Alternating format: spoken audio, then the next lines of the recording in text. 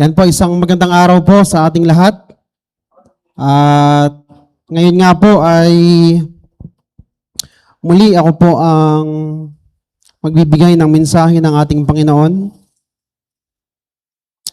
Manalangin po muna tayo bago po tayo magsimula. Aming Ama, maraming salamat sa oras na ito na meron kaming pagkakataon na pag-aralan at matunghayan ng inyong pong mga salita.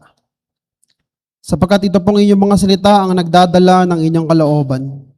At sa oras na ito, bigyan mo ang bawat isa ng bukas na puso upang mas maintindihan pa, upang mas maunawaan pa ang iyong kalooban. At hindi lang maunawaan, kundi maisabuhay din, Panginoon, kung ano man ang iyong kalooban. Maraming salamat po. Tulungan niyo po kami na sa aming pag-aaral, kami po ay magkaroon ng tenga na handang makinig, puso na handang itama ang aming mga mali, at ang aming mga paa na handang lumakad sa inyo pong katotohanan. Maraming salamat po. Ito po ang aming samot dalangin sa tanging pangalan ng aming Panginoong Jesus. Amen. Ang ating pong pag-aaralan sa araw na ito ay medyo, sabi nga, ay sensitibong na topic kapag ang pag-uusapan po natin ay ang pag-aaral ng Biblia. At mamaya po ay meron tayong mga pag-aaralan na baka sa ating pag-iisip ay bago lamang po natin maririnig. Yun po ay normal lamang dahil ito pong topic ng ating pag-uusapan ngayon na hindi po ganoon kumbaga, hindi ito famous Hindi ito palaging pinag-uusapan at iniisip ng mga Kristiyano. Pero sa oras na ito ay salamat sa Panginoon sapagkat meron tayong oras upang bigyan ito ng tuon para sa ating pong pag-aaral. Ngayon po ay babasahin ko po muna yung ating pong kasulatan na kung saan ay mamaya po ay gagamitin natin para sa ating pag-aaral. So ito po ay binasa na kanina sa lengguwahe po ng Ingles. Babasahin ko po ito ngayon sa Tagalog. Mateo 26:36 hanggang 46. Isinama ni Jesus ang kanyang mga alagad sa isang lugar na tinatawag na Getsemani. Sinabi niya sa kanila, "Dito muna kayo at mananalangin ako sa dako roon."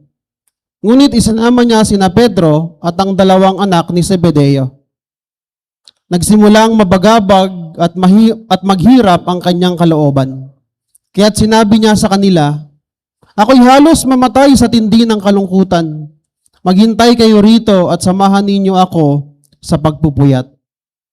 Lumayo siya ng kaunti, nagpatira pa siya at nanalangin.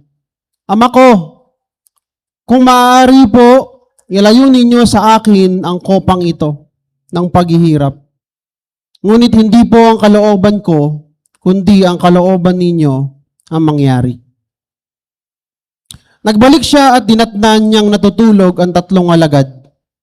Sinabi niya kay Pedro, "Talaga bang hindi kayo makapagpuyat na kasama ko kahit isang oras man lamang? Magbantay kayo at manalangin upang huwag kayong madaig ng tukso. Ang espiritu ay nakahanda, ngunit ang laman ay mahina." Muli siyang lumayo at nanalangin, "Ama ko, kung hindi po maaaring maialis ang kopang ito, malibang inumin ko, mangyayari nawa ang inyong kalooban." Muli siyang nagbalik at nakita na naman niyang natutulog sila, sapagkat sila'y antok na antok. Iniwan niyang muli ang tatlong alagad at siya'y nanalangin. At yun din ang kanyang sinabi. Nagbalik na naman siya sa mga alagad at sinabi sa kanila, "Natutulog pa ba kayo at nagpapahinga? Dumating na ang oras na ang anak ng tao ay pagkakanulo sa mga makasalanan. Bangon! Halina kayo. Narito na ang nagkakanulo sa akin." So yan po yung unang parte. Ito naman po yung sa Mateo 27:45 hanggang 50. Mula sa tanghaling tapat hanggang sa ikatlo ng hapon, ay nagdilim sa buong lupain. Nang mag-aalas 3 na ng hapon, sumigaw si Jesus, Eli, Eli, lema sabachthani. Na ang ibig sabihin, Diyos ko, bakit mo ako pinabayaan? Ito'y narinig ng ilan sa mga nakatayo roon, kaya't sinabi nila, tinatawag niya si Elias. May isang tumakbo kaagad at kumuha ng espongha. Binasa ito ng maasim na alak, inilagay sa dulo ng isang patpat at ipinasipsip kay Jesus. Sinabi naman ng iba, hintay muna. Tignan natin kung darating si Elias upang iligtas siya. Muling sumigaw si Jesus ng malakas at siya'y nalagutan ng hininga. Mga kapatid, yan po mamaya ay ating pag-aaralan. At yan pong bersikulo na yan ay diyan natin makikita yung doktrina na ating pong pag-uusapan sa oras na ito. At ang doktrina po ito ay yung doktrina ng galit ng Diyos. Ito pong doktrina na ito ay hindi palaging pinag-uusapan katulad ng sinabi ko kahit doon sa Sunday school pa. Bakit? Ito po kasing doktrinang ito ay malayong malayo sa pagkakakilala natin sa Diyos. Dahil ang sikat kasi na pagkakakilala natin sa Diyos, ang Diyos ay mapagmahal, maawain, mahabagin, pero yung galit at yung puot niya, hindi ito pinag-uusapan. Kasi unang-una, this is a very offensive topic. Nakaka-offend talaga ito. Lalong-lalo na kung ang buhay ng isang Kristiyano ay taliwas sa itinuturo ng Biblia. Sa oras pang ito, mga kapatid, ang ating mensahe ay pinamagatan pong Jesus sa mga kamay ng galit na Diyos. Napansin niyo po yung kanina mula po sa Garden ng Gethsemane hanggang sa pagkamatay ni Kristo, yun po yung pag-aaralan natin. At ito po, dito natin makikita na ang ating Panginoong Jesucristo ay naghirap sa kamay ng Diyos na magagalitin o merong puot. Sa mensahe pong ito ay gusto nating makita ang kaisipang ito. Na although parang nakakatakot, parang walang kagandahan, itong doktrina ng galit ng Diyos ay nawa, masumpungan natin na ang kagandahan ay nasa ating Panginoong Jesucristo. At mamaya makikita natin, bakit ba naging maganda? Bakit naging maganda itong doktrinang ito? Ay galit nga ito eh. At makikita po natin yan mamaya sa ating Panginoong Jesucristo, sa ating pag-aaral. Bago tayo pumunta doon sa mga verses na binasa ko po kanina, ay pag-aralan po muna natin yung biblical na pangunawa sa puot ng Diyos. Kasi maraming nagsasabi na, hindi naman ganyan ng Diyos. Hindi dapat nagagalit ng Diyos. Kasi nga siya ay isang Diyos. Dapat ang alam lang niya ay magmahal, maging mapagbigay.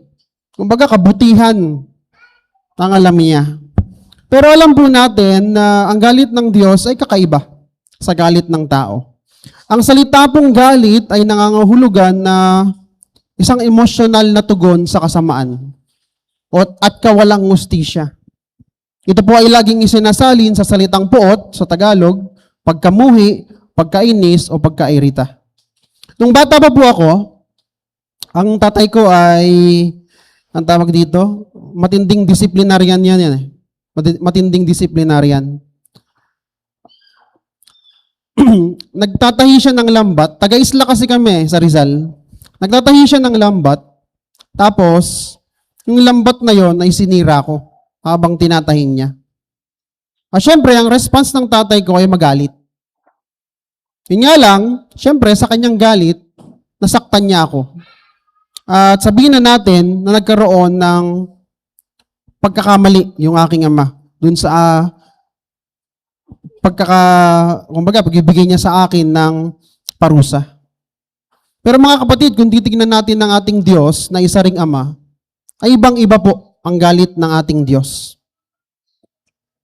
Malaking-malaki ang pagkakaiba ng galit ng Diyos at yung galit ng tao. Ang galit ng Diyos ay banal at palaging makatwiran. Hindi po yan nagagalit dahil galit lang. Minsan ang tao ganun eh. Makita lang niya yung tao, parang ay, nakakagalit naman ang mukha niyan. Pero ang Diyos ay hindi po ganun. Ang galit ng tao, mostly, nagmumula po yan saan? Sa makasalanang nature natin. Ang galit ng tao ay makasalanan at bibihirang naging makatwiran. Yun po yung kaibahan ng puot ng Diyos o galit ng Diyos sa tao. Mga kapatid, ito po yung nakakatakot sa puot ng Diyos. Ito po ay laging kontrolado ng Diyos. Hindi po siya nagkakamali. Kahit sa kanyang galit, hindi po siya nagbabago. Alam natin, di ba, na ang ating Diyos ay hindi nagbabagong Diyos. At kapag galit siya, hindi po siya nagbabago. Siya pa rin yung Diyos na kilala natin. Ikalawa, ang puot ng Diyos ay nagpapakita o ekspresyon ng kanyang kabanalan. Pinag-aralan po natin yan na meron tayong Diyos na banal. Hindi po siya galit dahil galit. Galit po siya dahil sa kasalanan. Siyempre, ang isang Diyos na banal ay ayaw sa kasalanan. Kung titignan po natin sa awit 5:4 hanggang 6, ito po ang sinasabi ng talatang ito. Ikaw ay Diyos na di nalulugod sa kasamaan. Diyan pa lang, kita na natin na ang ating Diyos ay isang banal na Diyos. Ayaw niya sa kasalanan. Kaya nga siya ay may galit, may puot. Hindi puot yan na dahil lang gusto niya, kundi puot yan dahil may kasalanan. Ikaw ay Diyos na di nalulugod sa kasamaan. Mga maling gawain, di mo pinapayagan. Ang mga palaloy, yung mga palalo po, ibig sabihin po niyan, yung mga mapagmataas, mayayabang. Di makatatagal sa iyong harapan, mga gumagawa ng kasama ay iyong kinasusuklaman. Dito pa lang kapatid, alam natin kung bakit may puot ang Diyos. Dahil siya ay banal na Diyos. Grabe yung verse 6, versikulo 6. Pinupuksa mo, Yahweh, ang mga sinungaling. Delikado yun Galit ka sa mga mamamatay tao at mga mapanlamang. Dito nakikita natin yung puot ng Diyos at galit niya sa kasalanan. Bakit? Balikan natin yung attribute ng Diyos na He is a holy God. Siya ay isang banal na Diyos. Meron siyang galit o puot laban sa mga taong walang kabanalan at taong makasalanan. At alam ko lahat tayo ay kasama doon.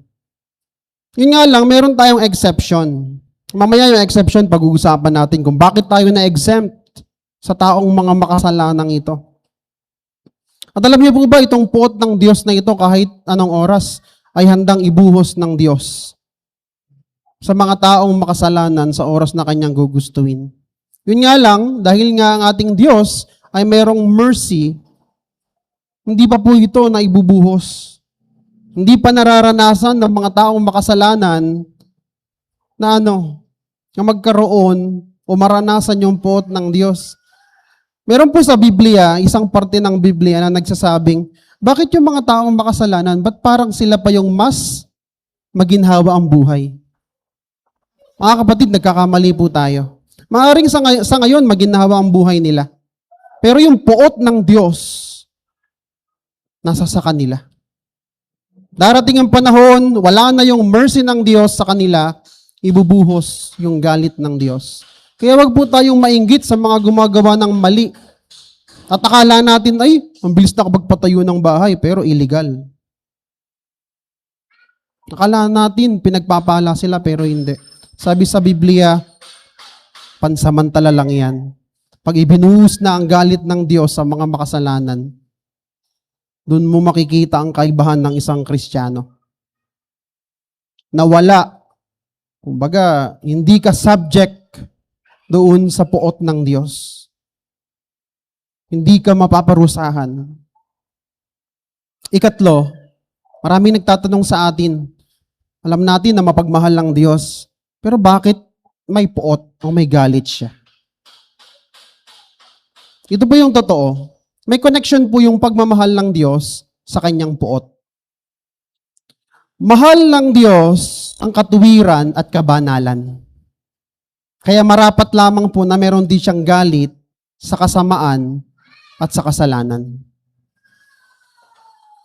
Kasi alam natin na banal ang ating Diyos.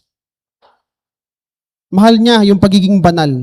Mahal niya yung mga bagay na mayroong kabanalan. At syempre, kinamumuhian niya yung mga bagay na makasalanan. Minsan may nagsasabi na God loves the sinners but hates the sin. Pero mga kapatid, minsan yung kaisipang yon nagdadala sa atin yan ng maling ideya na para bang, ay mahal naman ako ng Diyos eh. Okay lang magkamali. Mahal naman niya ako eh. Okay lang na magkasala araw-araw. Sasadyain ko na lang.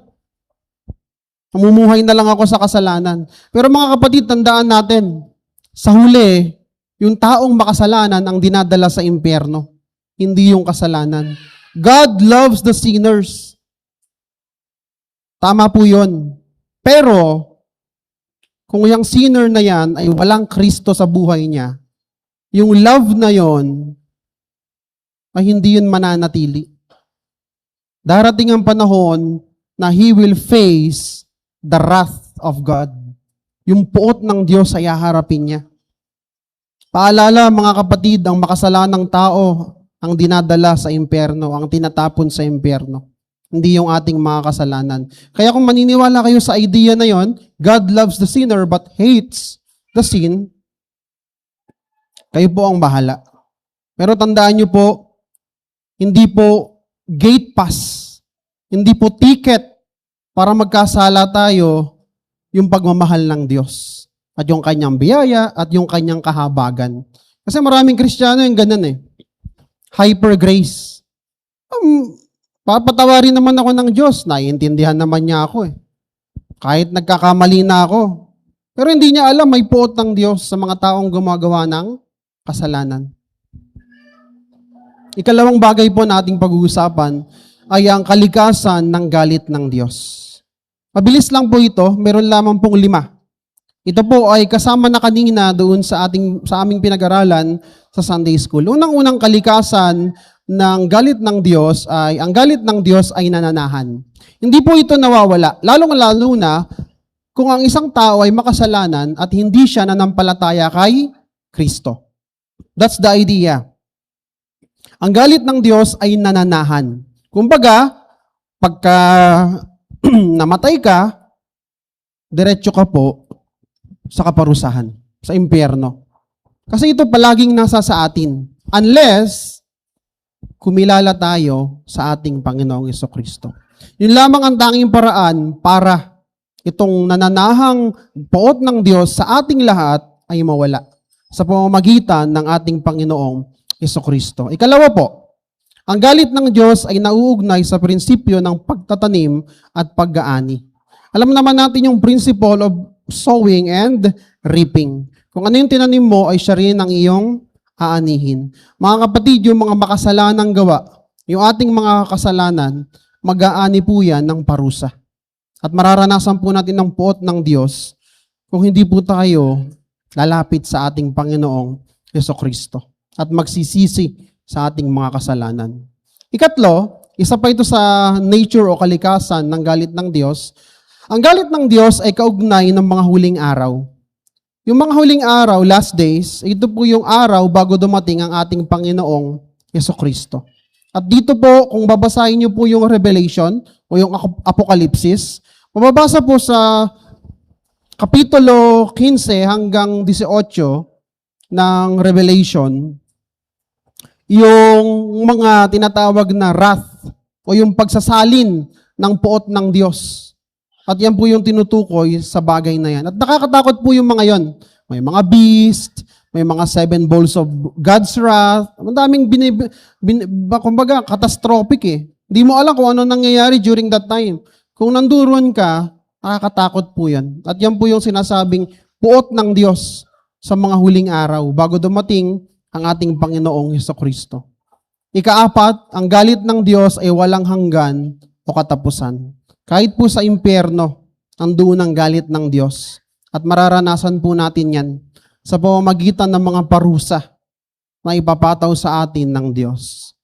Huli, at dito po tayo mag-focus, ang galit ng Diyos ay kaugnay ng ating kaligtasan. Kaligtasan na meron tayo. Palagi ko pang inuulit-ulit, dapat maintindihan ng isang Kristiyano kung bakit siya niligtas. Sa oras po na ito, titingnan natin, ano ba ang kaugnayan nitong galit ng Diyos, itong doktrina ng puot ng Diyos sa pagkakaligtas natin? Saan ba tayo naligtas? Sino ba ang nagligtas? At sa paanong paraan tayo naligtas? At mga kapatid, dito natin pag-uusapan ng ating Panginoong Yesukristo. Hindi ko na kayo bibitinin, siya ang nagligtas sa atin. Sa paanong paraan? Naghirap siya sa kamay ng Diyos Ama. Bakit? Yung puot at galit ng Diyos na dapat ay sa atin, kanino ibinuhos? Sa ating Panginoong Yesukristo. Imagine, ikaw yung nasa cross, hindi si Kristo. Hindi ko alam kung ilang oras lang o ilang minuto lang. Baka nga wala ka pa sa cross, patay ka na. Doon ka pa lang saan? Sa pagpapatong ng tinik na korona, pandudura sa'yo, tinatadyakan ka na kung sino-sino, ang daming pangungutya na sinasabi, emotional pa lang, durug ka na eh. Sa ganong paraan, tayo naligtas. Kaya't wag nating kakalimutan itong kaligtasan na meron tayo sa ating Panginoong Yesukristo. At ano ang kagandahan nito? Meron tayong kaligtasan sa ating Panginoong Yesukristo. Kaya nga po, never nating ipagmayabang na ligtas tayo. Dahil bakit? Kung hindi dahil kay Kristo, wala po tayo. Tingnan po natin yung biblical na pag-inom sa puot ng Diyos. Bakit kaya pag-inom ang ginamit kong salita? Kasi po, sa Biblia, ang puot ng Diyos ay sinisimbolismo po ng isang kopa. Cup. Yung cup po na yan ay may laman. At yung laman po na noon ay yung puot o galit ng Diyos. Mamaya mas ipapaliwanag ko pa po yan. So, punta po tayo sa garden ng Gethsemane, sa hardin ng Gethsemane. So, dyan po natin makikita yung si Jesus sa hardin ng Gethsemane. Basahin po natin ito, versikulo 36 hanggang 38. Sa Mateo 26 rin po ito. Isinama ni Jesus ang kanyang mga alagad sa isang lugar na tinatawag na Gethsemane. Sinabi niya sa kanila, dito muna kayo. Mananalangin ako sa dako roon. Ngunit isinama niya sina Pedro at ang dalawang anak ni Zebedeo. Ito na po, nagsimulang mabagabag at maghirap ang kanyang kalooban. Kaya't sinabi niya sa kanila, ako'y halos mamatay sa tindi ng kalungkutan. Maghintay kayo rito at samahan ninyo ako sa pagpupuyat. Unang tanong na dapat natin tinatanong sa bersikulo na ito. Nabagabag, naghirap yung kalooban ng ating Panginoong Yesukristo. Bakit? Ang sabi diyan, halos mamatay. At kung babasahin po natin yung isinulat ni Lucas sa kanyang libro, ito pa yung naitala ni Lucas. Dala ng matinding hinagpis, siya'y nanalangin. Ito po yung ating Panginoong Yesukristo ng lalong taimtim. At pumatak sa lupa ang kanyang pawis na parang malalaking patak ng dugo. Ito kay Lucas medyo sa medical point of view Kaya pagka-medical. Ito pong malalaking patak ng dugo ay nangyayari kung ang isang tao ay sobrang stress at pumuputok na yung kanyang mga blood vessels. Literal na lumalabas yung mga dugo dito sa kanyang pores. At yun po ang nangyari sa panahon na ito. Pero bakit? Bakit ganito yung expression ng ating Panginoong Yesukristo sa hardin ng Gethsemane? Bakit sobrang hinagpis? Bakit sobrang kalungkutan na ang sabi diyan, halos ikamatay na? At yung pawis niya naging dugo na. Bakit kaya? Dahil ba alam niya na sa mga susunod na araw ay pahihirapan siya? Kasi yun ang mangyayari eh. Pagkatapos niyang manalangin, dadakpin na siya eh. Kukutyain siya, bubugbugin niya. Yun ba ang dahilan kaya bakit siya naghihingi ng peace? Takot ba siya sa mga tao? Takot ba siya sa pisikal na pasakit na kanyang daranasin sa krus? Yun ba ang dahilan ng kanyang paghihingi ng peace? Mga kapatid, hindi. Bakit? Naghihinagpis ang ating Panginoong Hesus dahil sa nalalapit na pag-inom sa kopa na naglalaman ng galit ng Diyos. Isipin niyo po ito. The Father and the Son has the perfect fellowship. Pero during this time, yung fellowship na yan, madudurog. Bakit? Kinakailangan maging kasalanan ni Kristo sa harap ng Diyos Ama. At kapag naging kasalanan na siya, iinumin niya yung puot ng Diyos o galit ng Diyos na para sa atin. Hindi po namatay si Kristo na parang ganun-ganun lang. Sa likod ng lahat ng ito ay ang kamay ng Diyos na kung saan nandoon ang kanyang puot. Ang ating Panginoong Jesucristo, bakit siya naghihingi ng peace? Bakit halos pumutok na yung kanyang mga blood vessels at ang kanyang pawis ay dugo na? Alam niya na sa mga susunod na oras, dudurugin, pupuksain siya ng kanyang sariling ama. Bakit? Para sa ating mga makasalanan. Dapat tayo yung nandun. Dapat tayo yung pinupuksa. Dapat tayo yung dinudurog. Dapat tayo yung naghihinagpis. Pero nakita natin sa hardin ng Getsemani, ang ating Panginoong Jesucristo ang siyang nagtamo ng galit at puot ng Diyos. Versikulo 39. Anong sabi diyan? Lumayo siya ng kaunti, nagpatira pa siya at nanalangin. Ito po ang unang panalangin. Ama ko, kung maaari po, ilayo ninyo sa akin ang kopang ito. Ito na po yung kopa na naglalaman ng galit ng Diyos. Kopang ito ng paghihirap. Ngunit hindi po ang kalooban ko, kundi ang kalooban ninyo ang mangyari. Unang panalangin, ilayo po ninyo sa akin ang kopang ito ng paghihirap. Bakit? Ito po yung puot ng Diyos na ibubuhos kay Kristo para tayo ay maligtas. Ang kopa o yung cup in English, sa Ingles, ito po ay sa lumang tipan, kung babalikan po natin ang Old Testament, ito po ay sumisimbolo sa galit ng Diyos. At dapat tayong mga Kristiyano, pag pinag-usapan po itong kopa na ito, alam po natin yan. Pag sinabing kopa ng paghihirap, ito po yung puot o galit ng Diyos na ibubuhos dapat sa mga makasalanan. Pero during this time, sa hardin ng Getsemani, si Kristo ang iinom ng ibubuhos na galit ng Diyos na ito. Pagpatuloy po natin yung mga bersikulo. Nagbalik siya at dinatdan niyang natutulog ang 3 alagad. Sinabi niya kay Pedro, talaga bang hindi kayo makapagpuyat? Nakasama ko kahit 1 oras man lamang? Magbantay kayo at manalangin upang huwag kayong madaig ng tukso. Ang espiritu'y nakahanda, ngunit ang laman ay mahina. Ito pong Pedro na ito ay ang magtatatwa kay Kristo ng 3 beses. He will deny Christ 3 times. And no wonder natutulog siya sa oras na ito na ating Panginoong Jesucristo ay unti-unti nang tinatanggap yung kopa na naglalaman ng galit ng Diyos. Versikulo 42, muli siyang lumayo at nanalangin ang ating Panginoong Jesucristo. Ito po ang kanyang sinabi. Ama ko, kung hindi po maaaring maialis ang kopang ito malibang inumin ko, yun po idea, inumin. At ang laman po ng kopang iyon ay ang galit ng Diyos. Mangyari nawa ang inyong kalooban.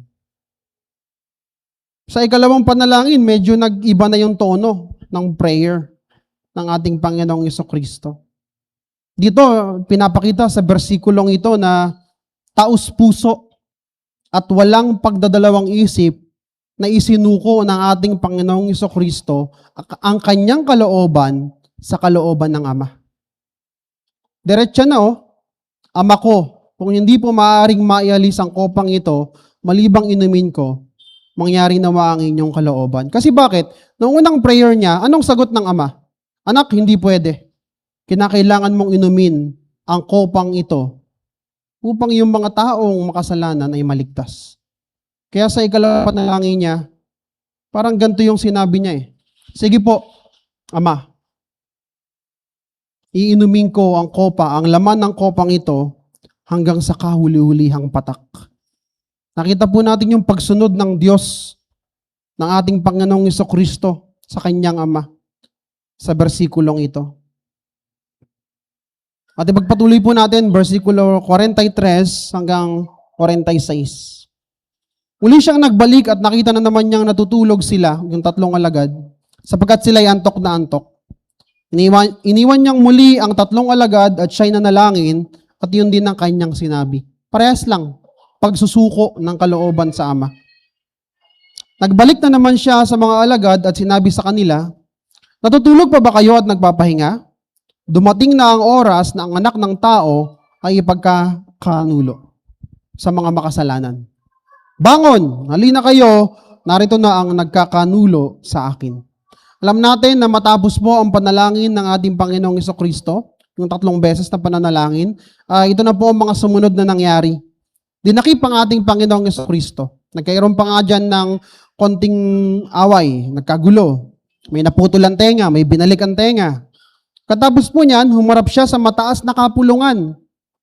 Diba yung high priest during that time ay si Cayaphas o yung punong pari ay si Cayaphas.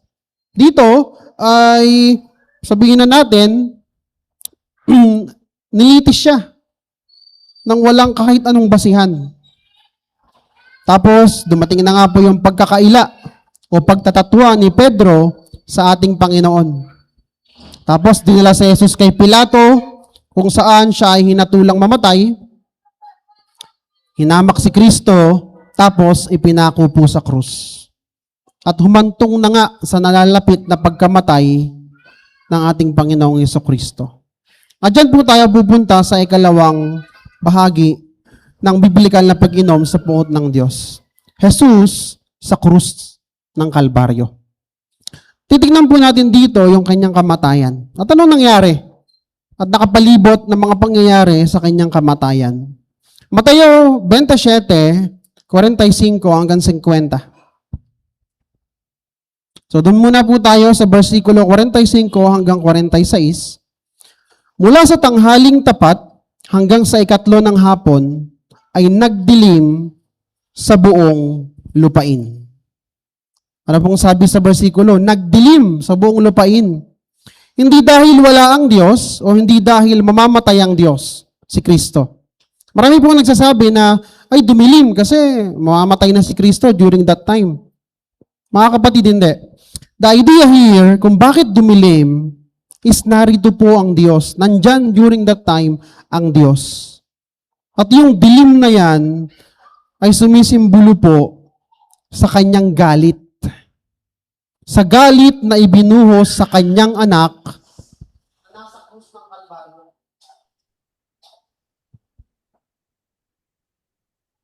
Binuhos po yan sa kanyang anak. At anong sabi ng Biblia? Nang ibinuhos ng Diyos ang galit niya sa kanyang anak, kinalugdan niya ito. Sa Isaias, ito po ay nasa Old Testament, sabi po dyan ay, gayon may kinalugdan ng Panginoon, yan po yung Diyos Ama, na mabugbog siya. Sino yun? Si Kristo po yun. Inilagay niya siya sa pagdaramdam. Mas maganda sa English But the Lord, God the Father, was pleased to crush Him, the Son. Tignan nyo, malaking letter. Putting Him to grief. This time, tuluyan na pinuksa, tuluyan na dinurog ng Diyos ang kanyang anak. Bakit? Gusto lang ba niya? Hindi po. Para sa bawat isa sa atin. Para makaharap tayo sa Diyos. Para walang poot ng Diyos na manahan sa atin. At hindi natin maranasan yung parusa na dapat para sa atin. Yan po ang nangyari sa ating Panginoong Jesucristo. Kaya wag po nating sasabihin na, ilang oras lang namang naghirap ang Panginoong Jesucristo. Ilang araw lang naman siyang naghirap. Bakit tayo na maliligtas? Ito po yung nasa likod ng lahat ng yan. Sa oras po na ito, ipinapataw kay Kristo ang lahat ng kaparusahan na dapat ay para sa atin, sa ating mga makasalanan. Yung mga theologian, hindi po ito masyadong, maraming preacher rather, ang hindi tinuturo ito. Kaya hindi naiintindihan ng maraming Kristiyano. Bakit ako naligtas? Binugbog, pinakulang naman sa krus si Kristo. Pero hindi nila alam, sa likod ng lahat ng ito, nandun po ang Diyos Ama. At yung poot niya ay sinasalin, ipinapataw na. At uulit-ulitin ko, yung poot na yon ay dapat sa atin.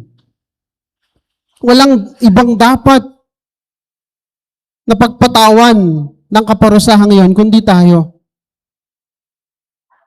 Mga kapatid, alam natin na ang ating Panginoong Jesucristo ay walang kasalanan. Siya ay banal, siya ay dalisay. Pero para sa ating lahat, siya po ay naging kasalanan. At tingnan niyo po yung susunod na nangyari sa versikulo 46. Nang mag-aalas 3 na ng hapon, sumigaw si Jesus. Eli, Eli, lema sabachthani. Na ang ibig sabihin, Diyos ko, bakit mo ako pinabayaan? Napakaraming tanong na pwedeng itanong natin dito. Pero bakit ganito yung pagkakasabi niya? Diyos ko, bakit mo ako pinabayaan? Ito na po yung sukdulan ng paghihirap ng ating Panginoong Jesucristo. Ibinubuhos na yung kabuuan ng puot ng galit ng Diyos. Napansin niyo po, ang una niyang isinigaw, Diyos ko. Napaka-personal. Napaka-intimate ng pagtawag ng anak sa kanyang ama. Pero yung kasunod, parang sabihin na nating nakakatakot na pangyayari during this time. Ba't mo ako pinabayaan?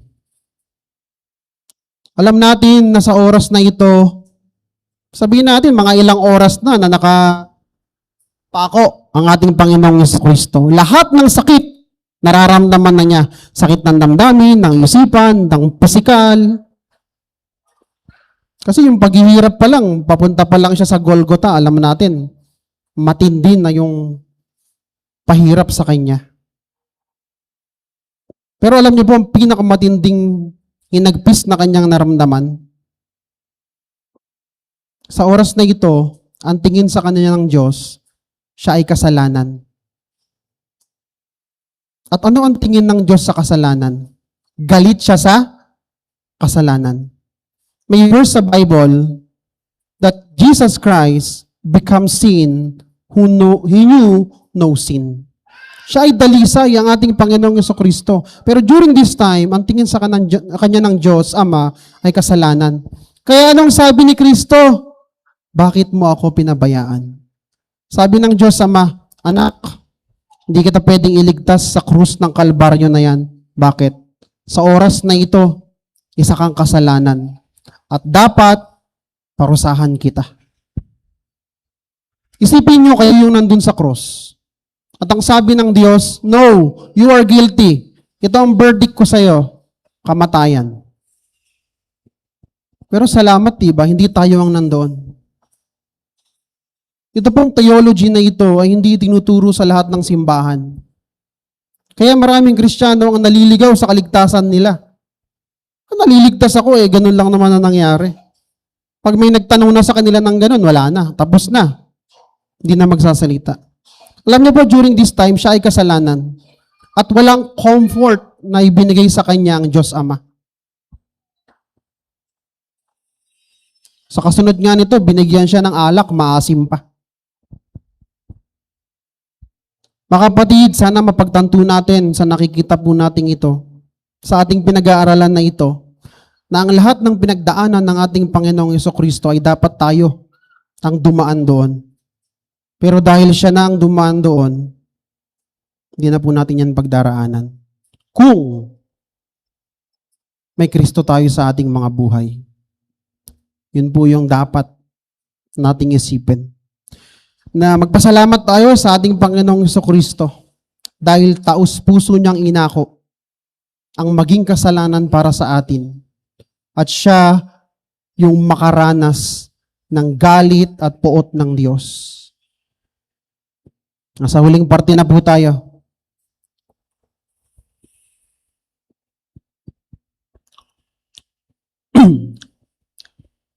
Versikulo 47 hanggang 50. Ito'y narinig ng ilan sa mga nakatayo roon. Yung kanyang sinasabi na Eli, Eli, lema sabachthani, Diyos ko, ba't mo ko pinabayaan? Yun yung tinutukoy dyan na narinig nila. Kaya't sinabi nila, tinatawag niya si Elias. May isang tumakbo kaagad at kumuha ng espongha. Ito nga yun. Binasa ito ng maasim na alak, inilagay sa dulo ng isang patpat at pinasipsip kay Jesus. Hindi pa natin alam kung gaano kalinis yung patpat na yon. So dagdag pa yon sa paghihirap sa kanya. Sinabi naman ng iba, hintay muna. Tignan natin kung darating si Elias upang iligtas siya. At sa versikulo 50, muling sumigaw si Jesus ng malakas at siya'y nalagutan ng hininga. Sa Lucas, kung pag-uusapan po natin yung kay Luke, ito po yung sinigaw niya. Ama, sa mga kamay mo'y pinagkakatiwala ko ang aking espiritu. At pagkasabi nito, nalagot ang kanyang hininga. Sa 1, ito naman po yung sinabi bago mamatay ang ating Panginoong Jesucristo. Pagkatanggap ni Jesus ng alak, sinabi niya, naganap na. It is finished. Juan, kapitulo 19, versikulo 30. Inuyuko niya ang kanyang ulo at nalagot ang kanyang hininga. Alam natin na sikat po itong linya na ito. It is finished. Naganap na. Anong naganap na? Tapos na. Ang pag-inom ng ating Panginoong Jesucristo sa puot at galit ng Diyos. Ibig sabihin, lahat ng taong mananampalataya sa Kanya ay secure na. Ligtas na. Hindi na makakaranas ng puot at galit ng Diyos. At doon pa lang mga kapatid, dapat magpasalamat na tayo. 3 salita lang sa Ingles, 2 salita lang sa Tagalog, naganap na. It is finished. Nainom na ng ating Panginoong Jesucristo ang galit ng Diyos hanggang sa kahuli-hulihang patak. Tandaan niyo po yung galit ng Diyos ay nasa loob ng kopa na dapat inumin ng ating Panginoong Jesucristo. So ngayon, ano po ang kagandahan ng doktrinang ito? Paano natin makikita ang kagandahan sa doktrina ng galit ng Diyos? Huwag na po tayong lumingon kung saan-saan pa mga kapatid. Alam naman po natin kung ano yung pinapatungkulan ng ating pong mensahe. Ang ating pong Panginoong Yesus, ang kagandahan sa doktrinang ito. Mukha siyang nakakatakot na doktrina. Pero kung hindi po dahil sa doktrinang ito, hindi natin mas maiintindihan na kinakailangan ng Panginoong Jesucristong mamatay. At hindi rin natin maiintindihan kung bakit sa ilang oras, ilang araw na paghihirap ng ating Panginoong Jesucristo, tayo ay naligtas. Mga kapatid, si Jesus, ang ating Panginoong Jesucristo, ang kagandahan sa doktrina ng galit ng Diyos. Alam natin na itong galit na ito ay para sa mga makasalanan. Pero sa mga taong nanampalataya na kay Kristo, wala na po itong galit na ito. Wala na po itong puot na ito. Gaano po kaganda ang katotohanan ito? Hindi ko na kailangan itanong dahil alam natin na sobrang ganda po nito.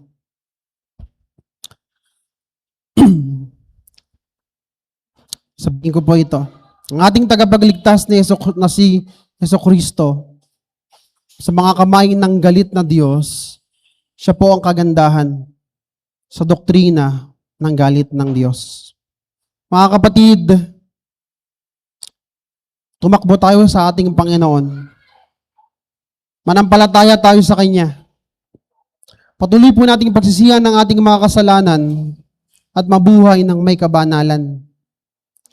Sumunod tayo sa ating Panginoon at ialay natin ang buo nating buhay para lamang sa Kanya. Sapat na at sobra-sobra pa ang ginawang pagsasakripisyo ng ating Panginoong Jesucristo. Parang ang buong buhay natin ay ialay natin sa Kanya. Sa totoo nga lang, kulang pa ang buhay natin. Kulang pa ang lahat ng meron tayo upang itumbas, ipalit o ialay kapalit ng pag-aalay ng ating Panginoong Jesucristo ng kanyang buhay doon sa krus ng Kalbaryo. Bibigyan ko lang po ito ng diin dahil maraming Kristiyano ang hindi masyadong naiintindihan ng bagay na ito. Na para sa isang banal na Diyos, upang maligtas tayo, ay kailangan niya pong puksain ang kanyang anak. At sa pagpuksa po niya na yon, doon po naranasan ng ating Panginoong Jesucristo yung buong galit at puot ng Diyos. Uulitin at uulitin ko. Tayo po dapat ang nandoon, hindi ang ating Panginoong Jesucristo.